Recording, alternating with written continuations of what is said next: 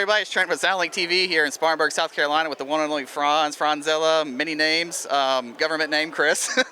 So yeah, you're out here with your band Attila doing some headline shows and everything. So what's it like after the year we just had being back on the road? I know you guys wrote some music, you wrote some music, but you're out here rocking clubs, getting sweaty with the crowd. What's that like? So honestly, this is like the weirdest shit of my life. Like I've never gone more than like 3 months without touring, and we haven't been on tour in like 2 years. Tonight is actually the first Attila show ever, basically, since the pandemic. Yeah, so very, very weird, strange, like, I don't know. I don't even feel like this is real. I don't even feel like I'm like living in real life right now. I feel like it's just like a simulation, and it's like, I don't know. I feel like it's some like video game or something, and I'm just like, oh, you're gonna play a show again, and I'm like, nah, I'm not. But like, we actually are. There's like a shitload of people in there. It's gonna be wild. Yeah, like I've been to some small tours, before this one and this one. Just walking inside, and it kind of, you want it to feel normal, but in the back of your head, you're like, we're still in this crap. Like it could change tomorrow and just do all that stuff. But like, one thing on the plus side is you guys did have some downtime. Because a lot of bands don't get downtimes when they're touring a lot. So talk about what you did during that time. You wrote a record and stuff, did some music for your other projects and everything. Yeah. So what did you do, to pass the time and be productive and make the most of it instead of, getting down about it that much? Oh yeah, I'm not a negative person. I'm always very optimistic. So for this whole like downtime period, me and the band focused a lot on music. We put out our brand new album called Closure that just came out. So we were in the studio a lot, recording, writing. I dropped a brand new Bone Crew album.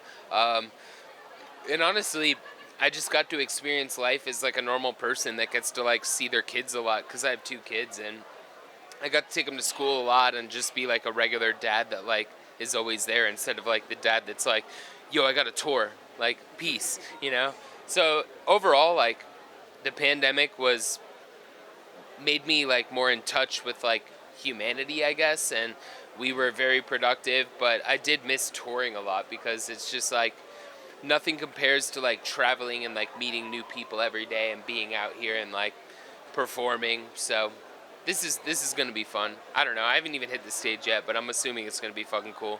First show ever. Awesome. So you mentioned dropping your kids off at school, and you do post a lot about the cars you have and stuff on your social media and everything. So I got to ask, are you like the cool dad for your kids as friends that drives the nice cars, and they're like, oh my god, I want to ride in your dad's car? Are you that dad for their school? Yeah, pretty much. like my son, my older son is like, Dad, pick me up in the Lamborghini on Wednesday. I'm like, bet, got you. Like, he loves it. My kids love cars, but it's funny. Like, I just bought like a really, really like shitty, like cheap Jeep, like 1993 Jeep, and my kids love that more than anything I've ever had. That's usually how it goes. A lot of dudes will get like, or girls will get nice cars, but then they'll get like some crappy ass truck and just like soup it up, and they're like taking in the mother. Like, I drive this more than the Bugatti they have. So yeah, that's kind of what it's like. Okay, so being a dad and everything, writing this record, what did you have to do to get to that process? Because your band is known as a party band, especially the early stuff, it was wild. I feel like you guys kind of found yourselves a little bit as a band, still having that party atmosphere, but yet kind of like channeling it in a positive way, I guess. Yeah. So where would you say the band is at right now? We're all older, we're all in our 30s, in 2021 and stuff. So where would you say the band is at now creatively, and where were you at, I guess, mentally writing this record? Good question. So, like, I would just say, like, overall through our band's career, like, I'm 31 now. I started the band when I was 14, so it's been like 17 years of Attila, and we've never really changed from day one till now. Like, when I was 14, I was writing about partying and having fun, and I always wanted Attila to be like a fun, heavy band that was super heavy but not dark or depressing. So I think like with the newer stuff, we're still channeling the same energy. We're just more or less like trying to go, like, every Attila album we make, it's so much like diversity. So we, like, the new album Closure, we have songs that are like rage, we have songs that are like about that life, and we also have newer songs that are kind of pushing to like a new realm of like metalcore. So I think that's just kind of always been our goal as Attila, is like stay true to ourselves, like do the music that we know, that we love, that's true to our fan base, but also create like diversity. So that way, like when we release an album of 10 songs, it's not like 10 songs that sound identical. It's like all over the board. Like our new album, we have like Day Drinking, which is like a country song. Thank you. We have like Metalcore Manson, which sounds like about that life type shit. You know, we have Anxiety, which is just straight deathcore. Like, you know, You got just, Clarity, which is catchy. It's catchy.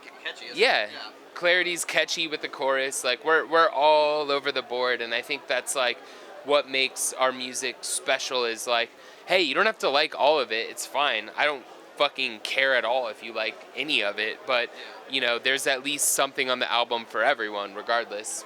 Yeah. So something about your band too is, you know, despite how people are on social media, you know, trying to cancel a lot of people these days, your band, like I said, has been known for partying and stuff. What's the biggest misconception about you guys? Because you've survived all the drama and, you know, all the people talking, you know, all that shit online and stuff, and, you know, DMing you and stuff. So like, I guess, you know, what's the biggest misconception about your band and yourselves and stuff that you want to put out there, you know, with all these people who just constantly, you know, try to find something to be like, get you for, or that gotcha moment? I would just say the biggest misconception about Attila is that we're just terrible, shitty people that do bad things. But in reality, like, if you met us at a bar or a restaurant, we're the nicest, most polite people you would ever meet. We just like to have fun and enjoy our lives, but in no way are we disrespectful or do we do anything to disrespect anybody. So I think people just like, I vocally I create this music that is so rowdy and intense and extreme and just like really fucked up. So I think people just assume like, yo, Fronz, he's a fucking douchebag. Fuck him. He's a piece of shit. Worst person ever. But like in reality, like I'm literally just a fucking homie. Like to anyone, to everyone. Like I'm the fucking homie. Like I'm that dude. Yeah. So it's just like, I don't know. It's not, I can't like create like a friendship with every single fan, but I feel like I am, like the fans that know Attila, I feel like I am friends with them because they get it. They're like, you know, Franz's stage persona and the music is douchey, but like he's actually a homie, and I'm like, yeah. It's like a wrestler, you know, like like you watch WWE or whatever. Those guys are like angry and pissed off. You meet them, they're like, they like to cuddle puppies and stuff. So it's like, exactly, you know, yeah. Yeah, so, you know, what other projects have you been doing and stuff? Because you have you know, I've heard a lot of interviews. I think you're really smart. You know, I've heard a lot of stuff about your business stuff and your, you know, vision on that, views on that and stuff. So I guess where are you at with that? You know, your personal stuff, you know, your business, your projects. What do you have going on outside of the band? You mentioned Bone Crew and stuff. So yeah. Other than that, you know, what are you working on the back end of stuff, you know, that, you know, maybe started up this past year or getting into now that, you know, you can talk about? So it's been a lot of the same stuff I've been doing for a long time. So Stay Sit Clothing that I founded like 10 years ago, literally, over 10 years ago. Still focusing on creating clothes, and then side project wise, like I did New Bone Crew. But the funny thing is like every member of Attila has a side project. So I have Bone Crew, Kaylin has Mood Ring, and Chris has Emerald Royce. So like we created so much Attila music that we like needed more shit to do. So everyone's just been like creating more music and being creative in their own way. I like to create clothes. I like to make my side project music. So does the rest of my band. I do shit on OnlyFans because it's fucking fun, you know. I bet you. I can't imagine the stuff people talk to you about that and everything. I guess without, you know, I guess exposing anybody, what's like the weirdest thing that someone's ever told you about that, doing that stuff? I think the biggest thing is just like shitloads of dudes on my OnlyFans like, when are you gonna fuck a dude? When are you gonna fuck a dude? And I'm like, I don't usually reply, but it's just like, I'm not gonna fuck a dude, but enjoy my solo content and pretend it's you. I guess that's what it's for, right? Just leave it to the imagination. Yeah, exactly. That's what it's for. All right, so what do you guys have going on for the rest of the year? You know, God forbid this stuff shuts down again and stuff. Where are you guys looking to go, looking to do music and stuff? Like, what's 2021 looking like for Attila in the most ideal way that possible? Honestly, I just hope that we're able to continue touring. Like, we haven't even hit the stage today, and this is our first show ever. So I just hope that, like, the tour goes smoothly and we're able to do our big tour in October, the Day Drinking tour. I just hope we're able to tour and continue playing concerts and travel the world. Like, me and my band were talking... Sorry, burp. Me and my band were talking about it the other day, but we fucking miss Europe. We miss UK. We miss Russia. Like, we miss Japan and Brazil. Australia. Come to Brazil. Come to Brazil. Like, we miss all these places that we used to play, like, all the fucking time. And, like, now it's like, you know, even though, like, touring is starting here in America, like, we don't know if we're able to tour overseas. And, like, it's weird for, like, American listeners to hear this, but...